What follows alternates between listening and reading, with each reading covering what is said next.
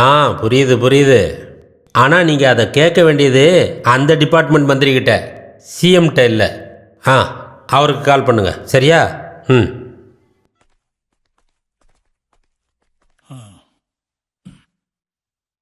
என்ன எல்லாரும் ஒன்றா வந்திருக்கீங்க?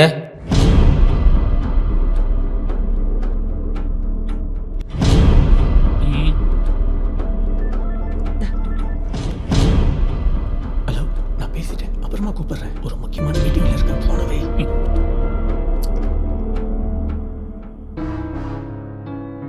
சாப்பிட என்ன இருக்கு? வழக்கம் போலதான். ம், உப்பு சப்பு காரம் எதுவும் இருக்காது, வெறும் மண்ணு தான். ரொம்ப கஷ்டமாக இருக்கு எனக்கு. ஆ, நீங்கள் உள்ளே போங்க, நாங்கள் ஒரு முக்கியமான விஷயம் பேசணும்.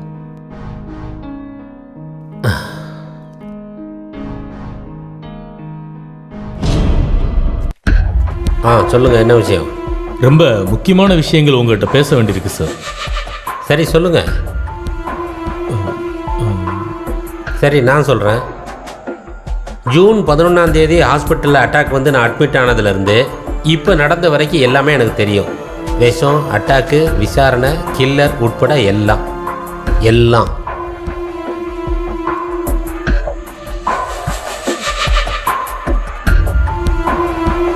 வாசு என்னோட பொலிட்டிக்கல் செக்ரட்டரி மட்டும் இல்லை, என் மனசாட்சிக்கு சம்பந்தப்பட்ட ஒருத்தர். என்கிட்ட அவரால் எதையும் ஒழிக்கவோ மறைக்கவோ முடியாது. எல்லாம் தெரிஞ்சுதான் நீங்கள் ரிசைன் பண்ண போகிறேன்னு சொல்லி பயமுறுத்துனீங்களா? நீங்கள் சஸ்பென்ஸ் வச்சு விளையாடினீங்க, நானும் அதே மாதிரி விளையாடினேன், அவ்வளோதான். நீங்கள் தானே இந்த பொறுப்பெடுத்திருக்கிறீங்க மிஸ்டர் பெருமாள். ஆமாம் சார். நம்ம இப்போ தான் முதல் முறையாக மீட் பண்ணுறோம். ஆனால் இந்த பேரை நான் அடிக்கடி கேள்விப்பட்டிருக்கேன். என்னோட எதிரிகள் யாருன்னு நானே சொல்லணுமா? பயப்படாத, நான் எப்போவுமே இதை எந்த மீடியாவுக்கும் சொல்ல மாட்டேன், சரியா? நெல்லும் பதறும் மாதிரி இல்லை, சிஎம்மும் கட்சியும் எப்பவும் ஒன்று தான். ஆனால் நம்ம மீடியாவுக்கு ஏதாவது சூடான நியூஸ் வேணும். ஓவர் டைமில் வேலை பார்த்து 1 10 ஆக்கி சொல்லிடுவாங்க. ஆனால் இந்த நியூஸ் எதுவுமே கட்சியோட மேலிடத்தை பாதிக்காது. ஆனால் கீழிடத்தில் வேலை பார்க்குறவங்களோ அப்பாவி ஜனங்களோ போராட்டத்திலேயோ வன்முறையிலையோ ஈடுபடலாம். அது தெரிஞ்சு தான் நான் சஸ்பென்ஸ் வச்சது, நடித்தது. அதுக்காக என்னை கொஞ்ச நாள் என் வீட்டிலையே பூட்டி வைக்கணும்னு நினச்சிங்கன்னா நான் என் இஷ்டத்துக்கு வெளியே வந்துடுவேன். முன்னால் கொஞ்ச நாள் ஜெயிலில் இருந்தேன், இனி முடியாது. அதனால் எவ்வளவு சீக்கிரம் விசாரணையை முடிக்க முடியுமோ முடிங்க. சார் சார், ஜூன் 11 நீங்கள் ஹாஸ்பிட்டல் போகிறதுக்கு முன்னாடி நடந்த சம்பவங்கள்லாம் உங்களுக்கு ஞாபகம் இருக்கா? ரொம்ப நாள் ஆயிடுச்சே, ஞாபகம் வந்தால் நானே கூப்பிட்றேன். Okay sir. எனக்கு வயசாயிருச்சு, சாகிறதுக்கு எனக்கு பயம் இல்லை. ஆனால் என்னோட சாவு இயற்கையாக இல்லைன்னா நீங்கள் எல்லாரும் நினச்சது மாதிரியே இங்கே நிறைய நடக்கும். என்னால் என் கட்சியில் இருக்கிற அப்பாவி தொண்டர்கள் பாதிக்கப்படுற மாதிரி ஆயிடும். என் உயிரை விட முக்கியமானது என்னுடைய கட்சி, அதை விட முக்கியம் கட்சி தொண்டர்கள். ஏன் ஒருத்தனால ஒரு துளி ரத்தம் இந்த மண்ணில் விழுந்தாலும் என்னால் ஏற்றுக்க முடியாது. ஒரு நல்ல கட்சி தலைவனாக வாழ்ந்து ஒரு நல்ல கட்சி தலைவனாகவே நான் சாகணும், வேற எதுவும் வேண்டாம். கூடிய சீக்கிரமே இதுக்கு பின்னால் யார் இருந்தாலும் அவங்க சட்டத்துக்கு முன்னால் நிற்கணும். இது எனக்காக மட்டும்னு கிடையாது. புரியுது சார், நான் கண்டுபிடிச்சிருவேன். It's a promise. Perumal sir. இன்னொரு விஷயம், விசாரணையில் இந்த விஷயத்தில் கொஞ்சம் தூரம் வந்திருப்பீங்க தானே? சார், ஏதாச்சும் ப்ரூஃப், குழு, சாட்சிகள் இருக்கா? சந்தேகம் இருக்கு சார். அது எல்லாமே உண்மைன்னு தெரிஞ்சா அது நீங்கள் கேட்கறதுக்கு நல்ல விஷயமாவே இருக்காது. இப்போதைக்கு என்னால் அவ்வளோதான் சொல்ல முடியும் சார்.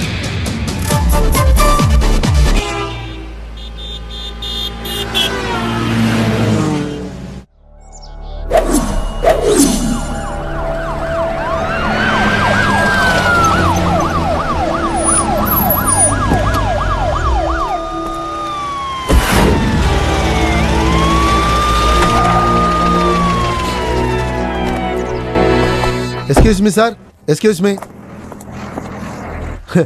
நேத்து என்ன விட்டுட்டு நீங்க எல்லாரும் சேர்ந்து சிஎம் வீட்டில் என்னதான் பேசுனீங்க? முதல்ல மரியாதையா கேளு. சரி, மரியாதையா சொல்லுங்க. பீட்டர், எஸ், எல்லா விஷயத்தையும் சிஎம் கிட்ட சொல்றதுக்காக போனோம். ஆனா சொல்ல வேண்டியதில்லை, எல்லாமே அவருக்கு தெரியும். எல்லாம் தெரியுமா? அப்புறம் என்ன சொன்னாரு? அப்படி அவர் பெருசா எதுவும் பேசல. கடைசியா பெருமாள் கிட்ட ஏதாவது க்ளூ, கிளிப்பிங்ஸ் ஏதாவது கிடைச்சதான்னு கேட்டப்ப பெருமாளுக்கு சில சந்தேகங்கள்லாம் இருக்கு. இந்த சந்தேகங்கள்லாம் நாளைக்கு உண்மையானா கேட்கறதுக்கு அவ்வளவு நல்லா இருக்காதுன்னு மட்டும் சிஎம் கிட்ட சொன்னாரு. அப்படின்னா அப்படின்னா அப்படிதான். அப்படியெல்லாம் ஆக சான்ஸ் இல்லையே. 2 டிஜிபியும் சேர்ந்து எனக்கு ஆப்பு வைக்கிறீங்களா? நான் யாருன்னு காட்டுறேன். மறந்துட்டேன். பேர் என்ன சொன்னீங்க? சுரேஷ். ரொம்ப நன்றி. ஓ, யாரு? நான் தான் அரவிந்த் வந்திருக்கேன். கதவை திறந்து உள்ள வாங்க அரவிந்த். என்ன இப்படி குலைக்குது? வணக்கம் சார். வா. லெமன் ஜூஸா? ஹே, சாராயமா? இல்ல இது ஜின்னு. அப்புறம் எதுக்கு லெமன்? அது என்னோட பழக்கம். நீங்க இதெல்லாம் குடிக்க மாட்டீங்களா? ஐயோ, இது வரைக்கும் குடிச்சது இல்லையா? ஒரே ஒரு வாட்டி முன்னாடி கொஞ்சம் கல்லு குடிச்சிருக்கேன். குடிக்கும்போது நல்லா இருந்தது. வயிற்ற கலக்கி ஜுரம் வந்துச்சா, அதோட விட்டுட்டேன். இந்த குட்டிச்சாத்தன முஸ்லிம் பாஷையில ஜின்னு தான் சொல்லுவாங்க. நான் தர்காக்கெல்லாம் போயிருக்கேன். அப்ப அங்க இருக்கிற பூசாரி நல்ல தாடி வச்சுக்கிட்டு ஃபா சுஃபா அப்படின்னு ஊதி ஓதுவாரு, ஜின்ன விரட்டுறதுக்காக. நீங்க என்ன வேலை பாக்குறீங்க? வீட்டுல யாரெல்லாம் இருக்காங்க? எனக்கு வேலை எதுவும் இல்லை. ஒய்ஃப் கார்பரேஷன்ல இருக்காங்க, கிளாஸ் 4. கொஞ்சமா வாடகை காசு கிடைக்கும். ஒரு பொண்ணு இருக்கா, டிகிரி படிச்சுக்கிட்டு இருக்கா.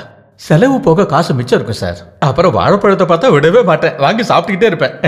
ஐயோ, பேசிக்கிட்டே இருந்ததுல வந்த விஷயத்த மறந்துட்டேன். தலைவர் விஷயத்தை குடிச்சிட்டாராமே. இல்ல குடுத்தாங்கன்னு கேள்விப்பட்டேன். அப்படின்னு உங்களுக்கு யார் சொன்னா? சிஎமோட மனைவி தான் என்கிட்ட சொன்னாங்க. விஷம் பாதிக்க கூடாதுன்னு பூஜை பண்ண சொன்னாங்க. அது உண்மைதானே சார்? ஐயோ, அட கடவுளே, அந்த அப்பாவே யார் இப்படி பண்ணாங்க? அதுதான் விசாரிச்சுட்டு இருக்கேன். இது யாருக்குமே தெரியும். ஐயோ, நான் வாயே திறக்க மாட்டேன் சார். இதை குடிக்காதீங்க, நல்லதில்ல. இதோ விட்டுட்டேன். இல்லைனாலும் நான் குடிக்கவே மாட்டேன். எனக்கு சண்டே இல்லை, அதனால கொஞ்சம் அவ்வளோதான். ஓ சி தலைவரா? சார். ஆஃபீஸ்லையா வீட்டில் இருக்கீங்களா? சீக்கிரம் வாங்க என்னோட வீட்டுக்கு. தோ வரேன் சார். ஐயோ சார், நான் நாளைக்கு வரட்டுமா சார்? இன்னைக்கு குளிக்கவே இல்லை. அதெல்லாம் விடுங்க, சீக்கிரமாக அங்கே வாங்க. இல்லைன்னா நான் எல்லாத்தையும் மறந்துடுவேன். நீ அன்னைக்கு கேட்டேல்ல, ஹாஸ்பிட்டலுக்கு போன அன்னைக்கு நடந்தது ஞாபகம் இருக்கான்னு. சிலது ஞாபகத்தில் இருக்கு, மறக்கிறதுக்குள்ள சீக்கிரமா வா.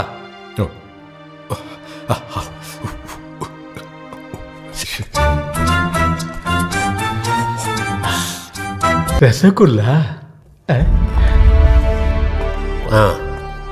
கொஞ்சம் பக்கத்தில் வந்து நெல்லு. சார் நான் அங்கே நிற்கிறேன். எனக்கு காது கொஞ்சம் கம்மியாக தான் கேட்கும், அதனால தான் சொல்கிறேன். இல்லை சார், நான் அங்கே நிற்கிறேன். என்ன திடீர்னு இவ்வளவு பவ்யமாக இருக்க? ஒன்றும் இல்லை சார். என்ன ஏலக்காய் மனம் வீசுது? நானும் இதை மாதிரி ஏலக்காயெல்லாம் போட்டிருக்கேன். யாருக்கும் தெரியக்கூடாதுன்னு நினச்சி தள்ளி தள்ளி நின்றுருக்கேன். பொண்டாட்டிக்கிட்ட திட்டு வாங்காமல் இருக்க. குடிக்கிறவங்கள அவங்களுக்கு பிடிக்காது, ஆனால் எப்பயாச்சும் குடிக்கிறவங்கள நான் தப்பாக நினைக்கிறதில்ல. அது அவங்க விருப்பம். அன்னைக்கு ஆஃபீஸில் நடந்தது ஞாபகத்தில் இருக்குது. ஒரு ரேஷன் கடை செக்ரட்டரி தான் முதல்ல வந்தார் அவங்க கூட்டத்தில் கலந்துக்கிறதுக்காக. அப்புறம் வந்தவங்க டாக்குமெண்ட்ரி எடுக்க வந்தாங்க. என்னை பற்றி நிறைய டாக்குமெண்ட்ரி எடுத்தாங்க.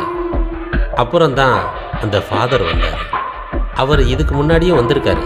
அவர் நடத்துகிற அநாத ஆசிரமத்துக்கு என்னை இன்வைட் பண்ண வந்திருந்தார். வரேன்னு நானும் சொல்லிட்டேன். உங்களை மறுபடியும் ஞாபகப்படுத்த வந்த நான் நடத்துகிற அநாத ஆசிரமத்துக்கு நீங்கள் வரீங்கன்னு கிட்ட சொல்லியிருந்தீங்க. எடுத்துக்கோங்க, என்னோட சந்தோஷத்துக்காக சாப்பிடுங்க. கிளம்புறதுக்கு முன்னாடி அவர் பாதாம் முந்திரி எல்லாம் எனக்கு கொடுத்தது ஞாபகத்தில் இருக்குது.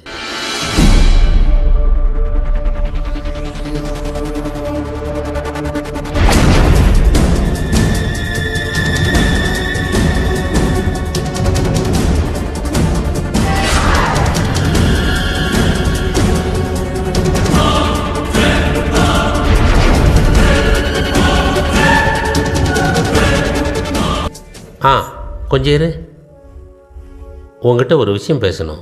சார். விஜிலன்ஸில் இறந்து போன கிருஷ்ணமூர்த்தி சாரை தெரியுமா? தெரியும் சார். இப்போது நாட்டில் நிறைய மாஃபியாஸ் இருக்காங்கல்ல, அவங்கள பற்றி ரகசியமாக விசாரித்து ரிப்போர்ட் கொடுக்கறதுக்காக நான் அவரை அப்பாயிண்ட் பண்ணியிருந்தேன். அது முடிகிறதுக்குள்ளே அவர் இறந்துட்டார். ஆல்ரெடி முடிச்சிருந்த 4 ஃபைல்களை என்கிட்ட கொடுத்துருக்காரு சார். அது பத்தாது, அந்த விசாரணையை முடித்தா தான் லீகலாக ஏதாவது பண்ண முடியும். அதனால் நீ அந்த பொறுப்பு எடுத்துக்க. கண்டிப்பாக சார். இது முடிகிற வரை எல்லாம் ரகசியமாக இருக்கணும் சார். இறந்து போன கிருஷ்ணமூர்த்திக்கும் எனக்கும் இப்போ உனக்கும் மட்டும்தான் இது தெரியும். அன்னைக்கு ஃபைலை கொடுக்கும்போது கிருஷ்ணமூர்த்தி ஒரு விஷயத்தை பற்றி சொன்னார். சாதாரண வேலை பார்க்குறவங்களுக்கு மட்டும் இல்லை, சில அரசியல்வாதிகளுக்கும் இந்த மாஃபியா டீமோட சம்பந்தம் இருக்குன்னு அவருக்கு ஒரு சந்தேகம். அப்படி இருந்துச்சுன்னா அது யாருன்னு கண்டுபிடிக்க வேண்டியது தான் உன்னோட முக்கியமான பொறுப்பு. சார். உனக்கு இப்போ இருக்கிற வேலையெல்லாம் முடிஞ்ச பிறகு என்கிட்ட இருக்க ஃபைல் எல்லாத்தையும் நான் உங்ககிட்ட தரேன். சரியா? ம்.